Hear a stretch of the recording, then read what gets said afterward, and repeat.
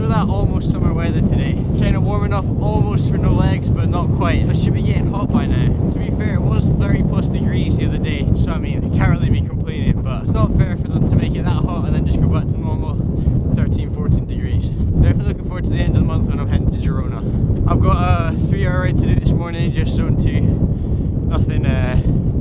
Nothing too exciting, no efforts or anything. Later on today I'm doing a crit, Synergy Cycles crit, so that's going to be good fun. I mean, there's quite a lot of pretty strong riders in it today, so don't really know how I'm going to perform, but I'll do my best. Here are the headlines.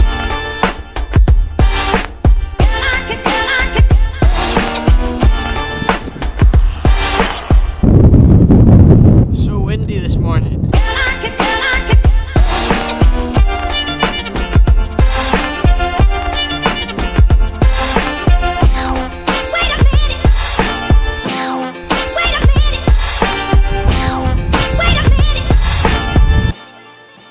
The technician.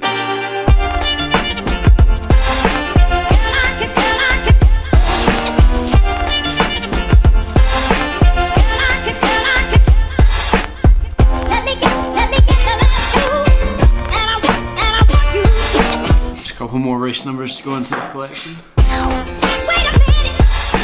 So the Tour de France is starting in a couple of days. It's actually, what day is it meant to be on? So the Tour de France starting in 3 days time on the 6th of July. To be honest, I reckon it's a bit of a different kind of race than it has usually been due to the amount of favourites that aren't starting the race or aren't really in form, I would say. Like for example, Dumoulin, he's got a broken, well, he's injured his leg or something, and there's a bunch of riders that got ill at the Dauphiné, and then as well there's like, well, of course Froome, he's badly injured, broken femur or something like that. So yeah, I think it's going to mix it up a bit, and we're going to see some different kind of riders winning the races, I think. So apparently there's only going to be one individual time trial, which means the course this year could suit Romain Bardet. It's got a lot of hilltop finishes or summit finishes, which he tends to be quite good on. Definitely going to suit him more than it has done in recent years, so I think if he is going to win the Tour, he's going to have to do it possibly this year or in the coming years, because he's sort of at the perfect age to do it as well. There's news yesterday that Cav has been left out of the Dimension Data team, so that's a bit of a surprise. I don't think he did very well at the British Champs, but so that's quite interesting that he isn't going to be going to the Tour. It's the first time he's been left out of the team since he started doing it. So you have a team time trial in stage 2, which isn't actually very long.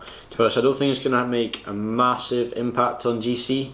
Might be like a few second loss for some teams. I reckon Bardet's probably going to lose a bit of time there, but people like Thomas, Bernal, they can definitely pull back some time. Stage 6 is probably the first stage that we're going to see some sort of GC mix-up, I think, as it's a hilltop finish at La Ponce de Belleville, so I think that's where Froome might have won his first Tour de France stage or something. Yeah, so that could definitely have a bit of an impact on the overall standings, but I don't, again, it's not going to be the biggest GC stage, I don't think. Stage 4 I reckon will be a stage for Sagan, not stage 4. Stage 3 is going to be a stage for Sagan for sure. It's a slightly uphill finish with a couple of small climbs towards the end. I definitely think that that's going to, maybe could be some of Alaphilippe as well, but I reckon that's going to be Sagan's stage. Talking of Sagan, the green jersey this year, it's one of those years where it seems to be a bit of a sort of like a new generation of sprinters coming through. So you got people like Groenewegen. Is Viviani doing the Tour? I'm pretty sure he is. I mean, he's kind of old, but yeah. So it's going to be difficult for Sagan, I think, this year. He's not really shown that he's been the fastest sprinter. It's just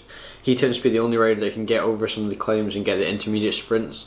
So it is going to be interesting to see if he can take the green jersey. It's going to be interesting to see how Bernal does, because we saw him at Tour de Suisse, was it? And he did win the race, but second place was Rohan Dennis, who he is trying to become a bit of a GC rider, but you know, he's still a time trial, so it's kind of hard to tell how good Bernal actually is from that result. You've got Bardet, who I want Bardet to win it. I think he's going into it as a favourite for the race. There's Adam Yates as well.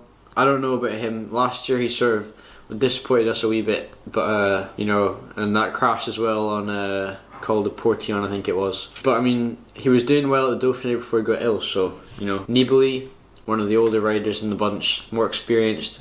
He was good at the Giro, so it'll be interesting to see if he can repeat that. But yeah, it definitely is going to be a different Tour to usual with so many big names not racing. Quite a nice day out today. You know, I'm thinking of having an iced coffee, although I need to work out how to have one first. Also, my skin looks so white right now. You probably this t-shirt. Okay, so I'm just googling how you make iced coffee, and apparently just brew the coffee and then you mix it up with some ice, so that would make sense. Wait a minute. Wait a minute.